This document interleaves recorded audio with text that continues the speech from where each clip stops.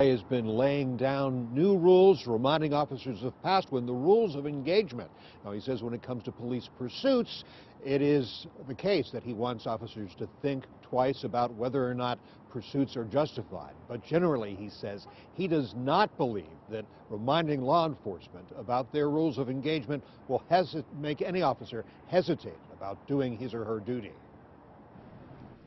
This crash during Sunday's police chase. Then Pittsburgh's chief orders no more police pursuits unless there's a violent felony. I asked Chief McClay why.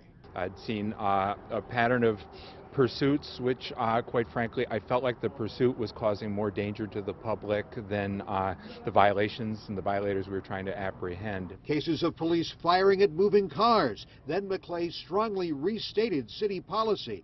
Don't shoot at vehicles unless the suspect's using other deadly force or intentionally using the vehicle as a weapon. It's my responsibility, Bob, to make sure to protect the officers, to allow them to survive not just the street encounter, but also the legal challenges to what they're going to be facing. Some question the impact on police. They're concerned this is going to make officers hesitate or not want to engage when they should engage.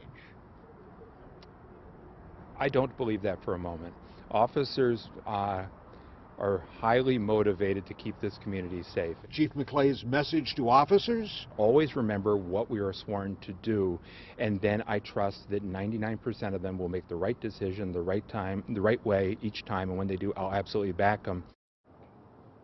Now, in the matter of police pursuits, the chief says that once the policy is reviewed, he may ultimately allow more discretion for officers in the case of police pursuits, but he says he wants to know for certain, for now, that every officer clearly understands his expectations about when and how to pursue a fleeing suspect. Reporting live at Pittsburgh Police Headquarters, Bob Mayo, Pittsburgh's Action News 4. All right.